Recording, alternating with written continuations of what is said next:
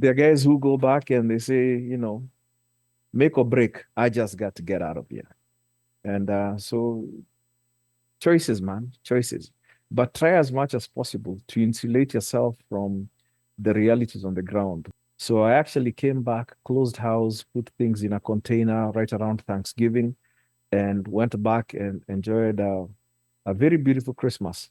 It's a very beautiful Christmas when and you're starting something on January 1st. It would not be the case if, you are tammacking. So if you have sick people you're going to take care of, you can't say, okay, now let me start planning. I'll be there in 10 years. You don't have that luxury of time. Also, the kids being 4.5 and 2.5, I felt I could throw them around in uncertainty a little bit and it might build character or something, but it wouldn't adversely impact their education or, their ability to go to college. A lot of people relocating, they think relocating is one big decision.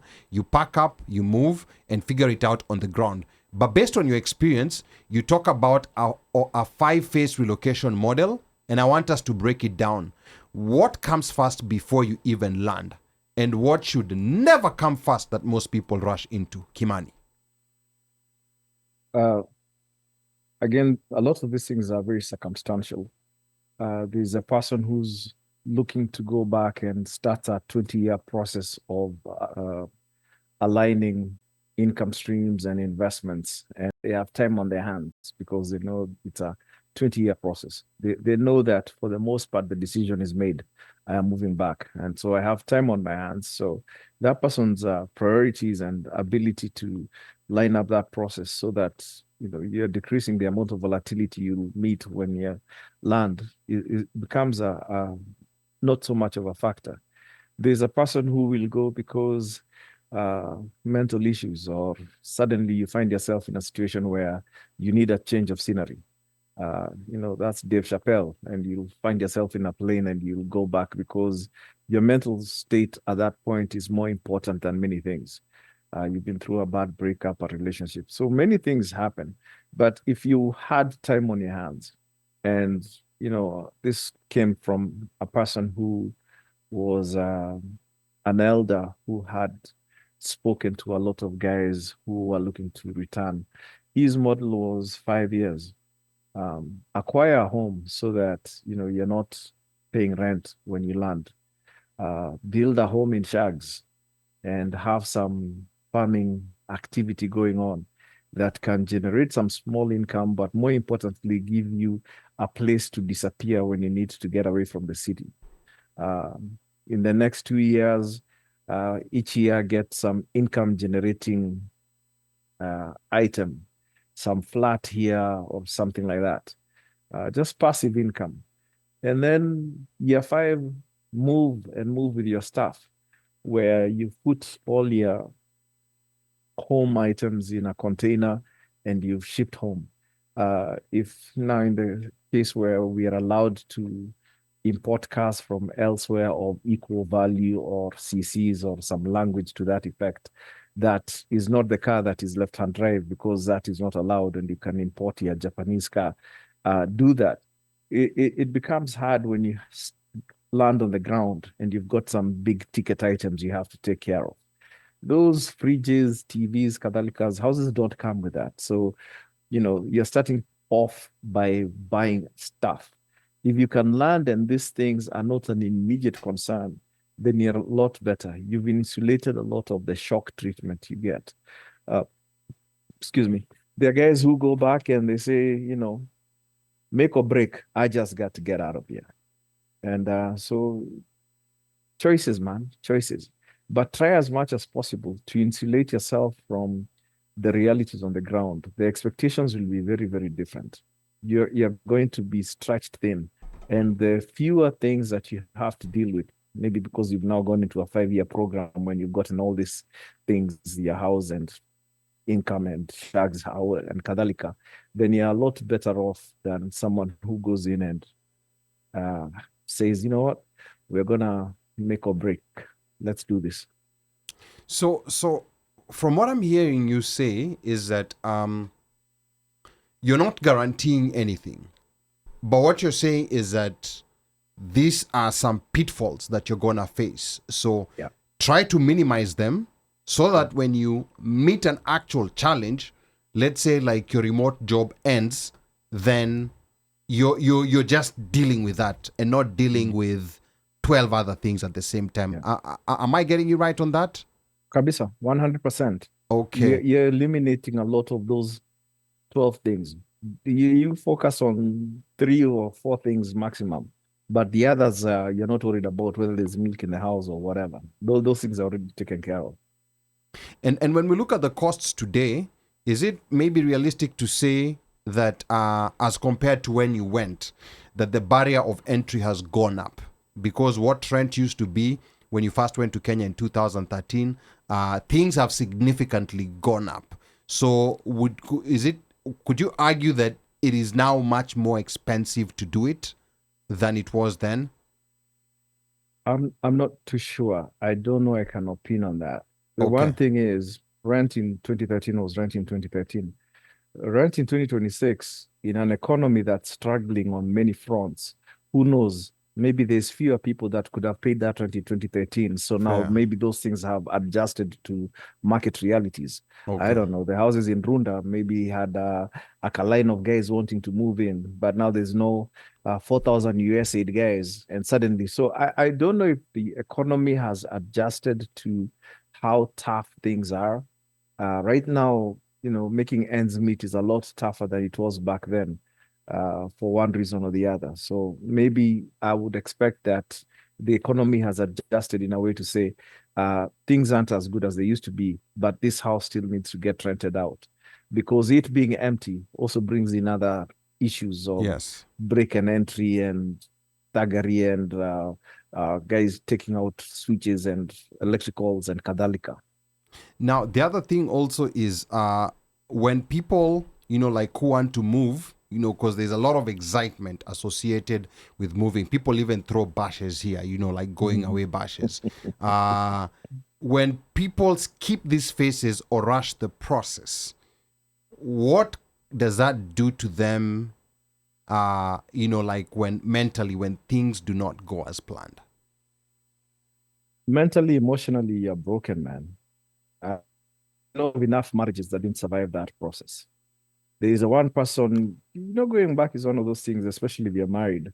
It has to be a joint effort where you guys have seen, you know what, we are going in and we are both committed. But if there's one person who was hesitant, it's just a matter of time before they say, you see, I told you we should never have come. Hey, okay. Wow. Then that just brings a lot of drama. So you're going to be tested. If there were cracks in your situation, your domestic situation, those cracks will become some huge amount of geysers. There'll be water flowing through that dam like there's no tomorrow. It might have been a trickle before you left here, but realities and shock to the system that come with Kenya, suddenly those things are wide open. I was going to say this. Just so it was pointed out that we did not address the children. Yeah. The family issue. Yes. Children. Yes. Another thing that has not been addressed is the spouse. Absolutely. Yes. So those are two different things. Those because are two different things. Yes. So Ali decides family anasemaje. Yes. Ama kama ni Ruth anasema I'm going, family anasemaje. That's another thing. One thing I've learned about family is that you have to play as a team. And a lot of us know a lot about teamwork. People play in teams because in the office, because that's where you're getting paid. But as a family, you also have to play as a team. The four of us, Mika is not here today. The reason why we have been together for a very, very long time. Why we work. Yes, why we work. It's not because we always agree. No, we don't agree. In fact, most times I don't like one mic. Yeah, I know. But that's okay. And Omosh is very quick. I'm to not say moved. No. He has no emotion. He's very emotional. Yeah. Yeah. He has no emotion. He has no emotions against what other people feel. But, just what one mic says. Yes, but we have to. But we have to deal with that. So yes. I think also within a family setup, even if it's something that you don't agree, and with men, Sometimes there's an ego play that comes. Sometimes you have to walk back and tell yourself, okay, I do not agree with her position on this, but let's try it out and let's move together. If it doesn't work, then we deal with it. You know, like not unless she becomes Miss Independent. So yes. there's another story. So mumesema hapo ndio hiyo 5-year plan ilifika na msee akasema anarudi bila kurudi na mattress ya Kenya. So I think that one too. I think the family portion is very critical. It's the unseen part. You know, the money part is seen. The family part is the unseen part. It's Unwritten. the intangible, it's the unwritten part, Right. that I think we need to have. That's very sensitive. We need to have an entire episode. And also because pertaining to kids, and this is just it's a by the way whatever. You remember when we were talking to Kina Rehema and Jide. and they talked about like in Baba Rehema was saying, oh, this land, this, that, the other. Yeah. But these parents have never actually even taken them to Kenya, talked to them about land, owning land, being bequeathed land, the process, like, understanding what it means to own land or whatever. Yes. You just say it, but you never show them. Yes. So they've never been pointed for? No. Yeah. Oh. But they were saying, so you're like, okay, I'm here in America. I've been living here for however long. I go to school here and I've got my friends here. What are you talking? What are you telling me about land in Kenya that I have never seen? So I think back. But that's even like moving back. Yeah, yes. back to those who felt that we should go into the details of family. That's why we want to give you quality conversation. Yes. So it's not being dismissive. We don't just want to browse over it. Exactly. That's, I think, another very key pillar that needs an episode of its own. In 1 minute, Kimani, did you address this issue of moving back with your kids? With family. With family. Family. Yeah, but I had the luxury of having kids who are 4.5 and 2.5. There we go. You see, now age is another thing. Under 5. Factor. Yeah. Under 5. So age is another thing. So in this case, would you say the extended family, meaning like the soft landing where they were going to land, or? No. So just about the kids, The like kids, family, your like kids, your your family, family. wife and children. Internal, the internal. Yeah. Just internal. Nuclear. That's the nuclear. Yeah. Okay. Yeah. That's That's it. So that's something that we're going to address.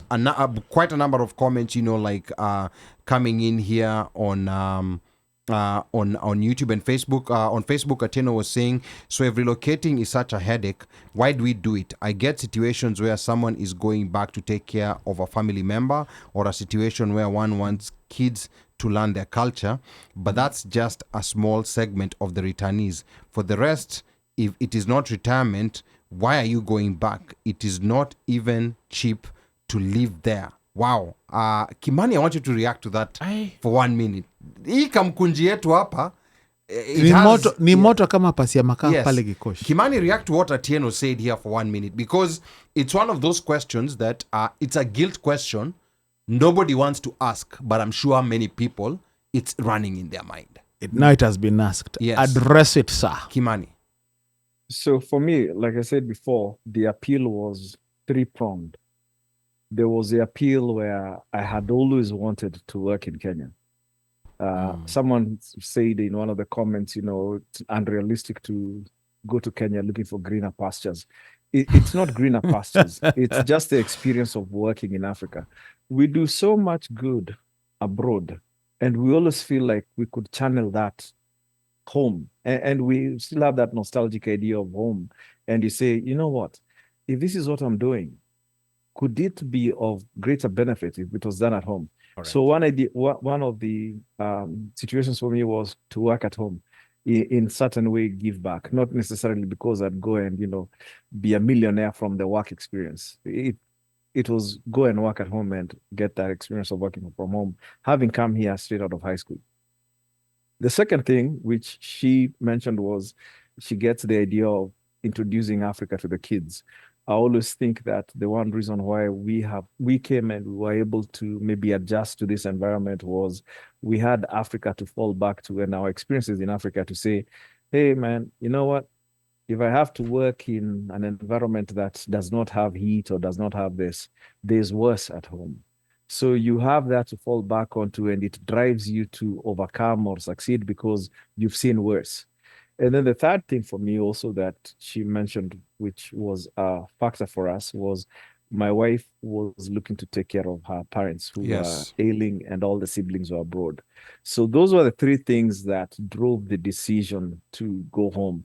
It wasn't one more than the other, it was all three. And again, all three seeming to where the timing was kind of defined for you. If you have sick people you're going to take care of, you can't say, okay, now let me start planning. I'll be there in 10 years. You don't have that luxury of time.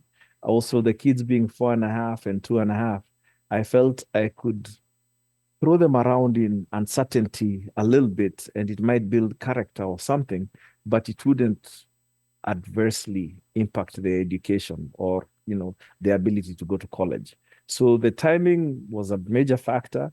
All three things seemed like this is the best time to do it, and we put stuff in a container and shipped to Mombasa.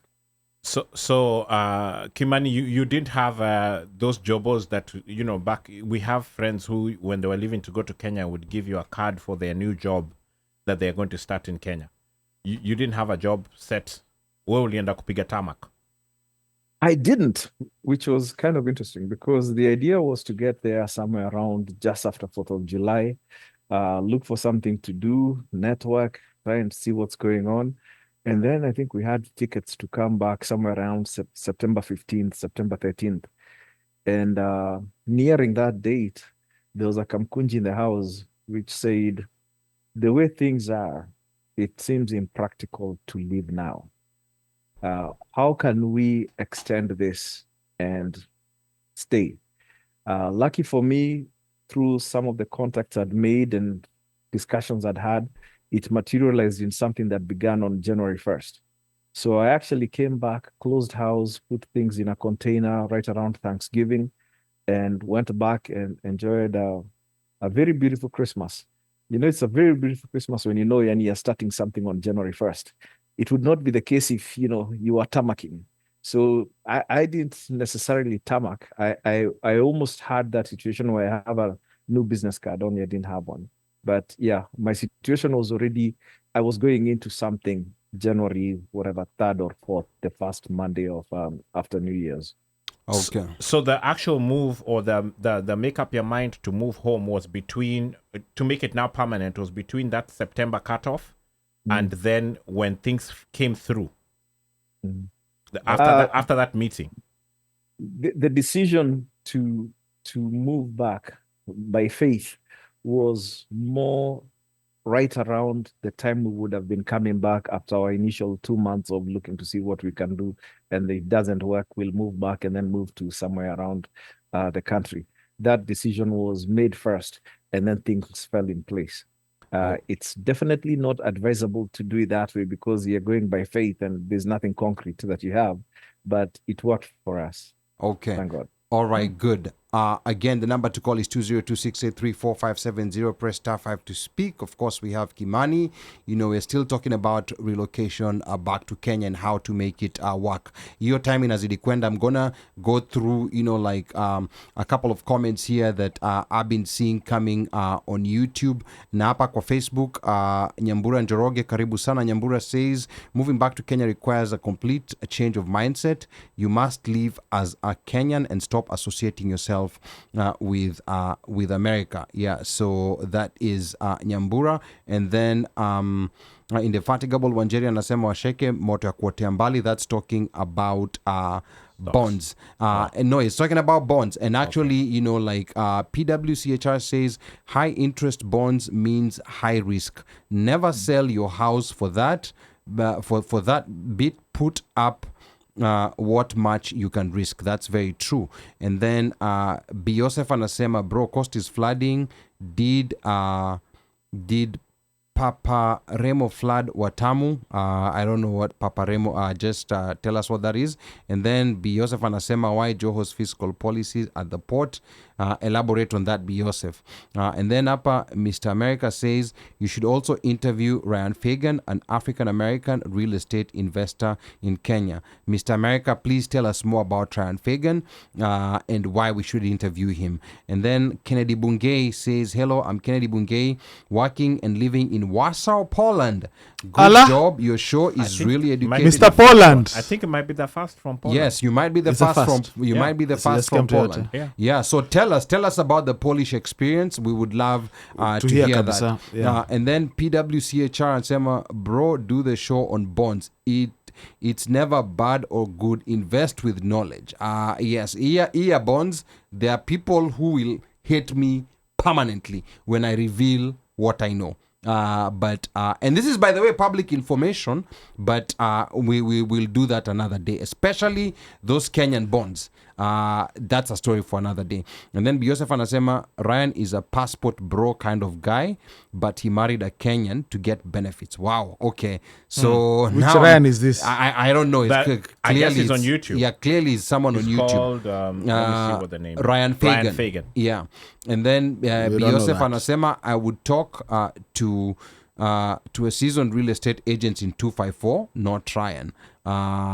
Great show, guys. Let's break it down. That's Joseph. And then we have Sun 4821. Says maintain a healthy US stock portfolio and rent a nice place in a low-cost living area without congestion and good weather within an hour from town, within an hour from Nairobi, like Limuru.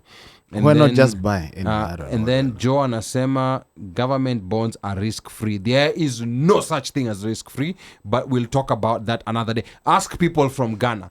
Joe, if you have friends in Ghana, or if you want to, like bonds are not risk-free. And by the way, the structures What of does Kimani say about that, though? the debt and the structure of Kenya and Ghana are almost the same. I don't want to get into it with Kimani because Kimani is a financial guy. We'll get so deep into it, we're not going to be able to cover everything else. But I think we need another episode with Kimani on just those financial aspects. Yes. And then I can see Joseph saying, I ain't living in Nairobi, Nikomua Hills, beautiful. Those concrete high rises are not for me. I lived there like 20 years ago and lived there for 15 years. I lived in Kile for 20 years. I lived in Kile 20 years okay, ago. 20 years I lived ago. there for 15 years. Okay. And then hapa Hosilando anasema spouses ni live wire with fire. Hosilando, tell us why. Like explain to us Yeah, why spouses ni live wire. Sema. And Sema then, ikutoke. yeah. And then Joseph anasema Kile looks like Stato in the 80s. And then Hosilando anasema we desire to go back because it's home and America is exhausting. And then PWCHR says Kenya government is highly leveraged, borrowing into the future against uncertainty, but pia mimi nilinunua na wanalipa so far. And then Joe anasema please Anaconda. continue doing what works for you.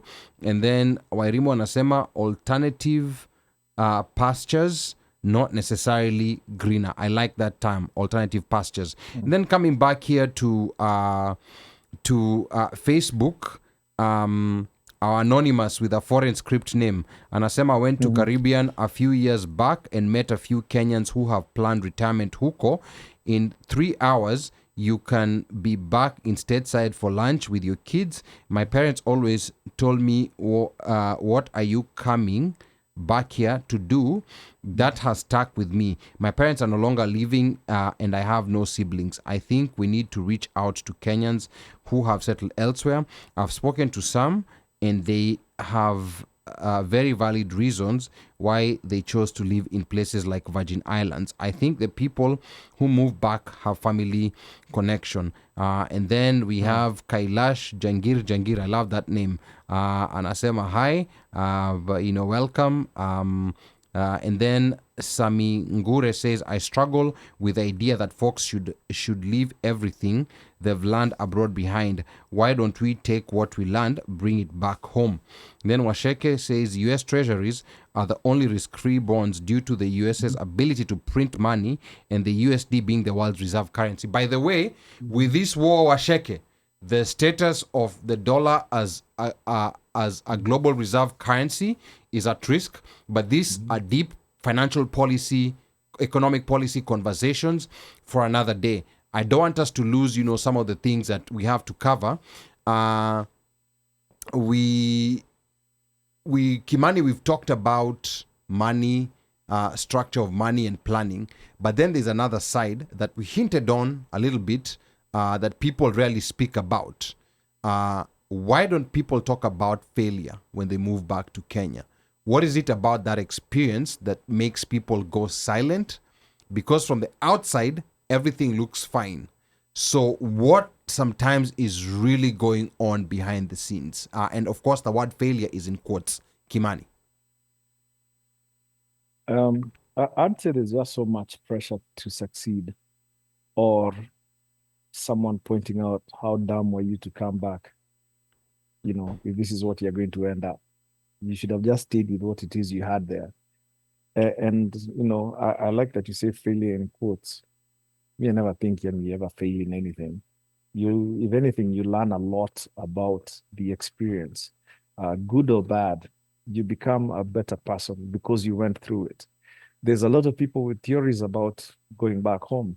Some who've reached out ever since the episode last week, and a lot of them are. You sit there and you say, "Wait a minute, when did you attempt going back?" So that suddenly you're an authority on failing and success. And everyone has this theory about preparation, and you should have done this, you should have done that. Until you actually do it, it's just an opinion. You have to go and put yourself in that situation and then try it out. And the guys who are home, who are not just hitting it out of the park at each time, most of them are thriving. And there's so many reasons why some things work out so well. I have a buddy who says whenever he goes home, he even stops taking his blood pressure medication because he suddenly doesn't need it.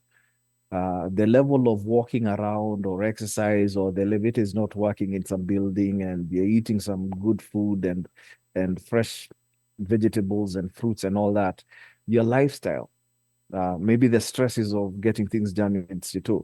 So when we say failure, there's so many segments of success that happen. So you wonder which part of it would you say failed. It could be 1 out of 100 things that you were doing. The other 99 worked great. So the one that didn't work, is it significant enough for you to say it's an issue? But after being out here a long time, people just expect you to come back with, like you have a gold mine. You should somehow just be flossing all over the place because, hey, you're in America 22 years. Hey, what have you brought? and there's pressure. Guys have pressure on you because they expect that having had such an opportunity, the person is placing themselves in your shoes and saying, man, if I was the one who had gone to America for 22 years, yada, yada, yada. But hey, it's life. But now you learn and adjust. Yeah, but now, Kimani, you talk about pressure. And of course, with men, there's a pressure to provide not only for your family, but for everyone else in the clan who says you've been in the US for 22 years. So, you gotta take care of us. So the pressure to provide, and maybe the idea that leaving Kenya again feels like failure. And I say failure in quotes. How does that trap people in situations that they shouldn't stay in? Because there's someone who's there. Like for you, after 5 years, you decide, okay, I can't do this anymore. I'm coming back to the US. But I'm sure, you know of people who felt trapped in that situation. So maybe talk a little bit about that, Kimani. I look at it as the same way as there are guys in the States who are petrified of the idea of going back home because the expectation that you've been abroad should be that you're succeeding. The same way the guy who's in Kenya owning up and saying, you know what, I'm packing up and I'm moving back to the States. It's very similar. The circumstances that bring you into that decision are the same, whether you're going or you're returning. It's just a question of how you look at it. When I came back, someone said to me, you're not it's not your first time coming to the States. You're actually coming with experience. So the process of reintegrating and hitting it to the levels you were previously will happen a lot faster than before, because having been here, you know a lot more. And, once Kenya chanuas you a good one, because you've just been roughed up, the process to get back into making things happen out here becomes a lot more easier, I guess. And also, just to add on to that, Yeah. when Fiji or his resolution to go back, now that he has already had experience in Kenya, come back to Stato, amepata experience. When he goes back, he's going back with more experience. He's going with experience. He's not to going- Kenya. Yeah. Not like when he went in 2013. Not like when he went in 2013. Carry on. To Yeah. be double chanuad. Like a nonsense. Okay. Yeah. Yes. Yeah. I mean, and yeah. and go more ahead, to Kimani. that, Yeah. someone said, why aren't we doing things where we are doing developments like, let's say, in Mombasa?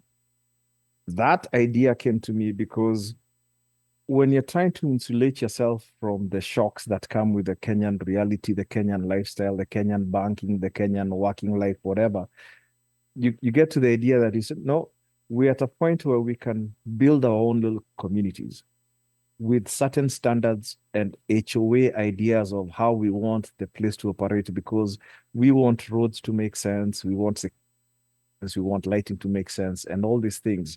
So the idea of having gated communities somewhere where we can retire with as minimal shocks to the system as possible, that's a very real idea of something I'm looking to pursue in the next few years. Okay. All right. So we can see Kimani, like softening up. Like 3 weeks since he called Kenya. Not softening up. Yeah. He's already soft. Yeah. Like he's already butter. Soft. Yeah. Ah, Yeah, yes. Yeah. Atakuwa tu Kwale. Yes. Kwale tu. Yes. Direct injection flight ile one way.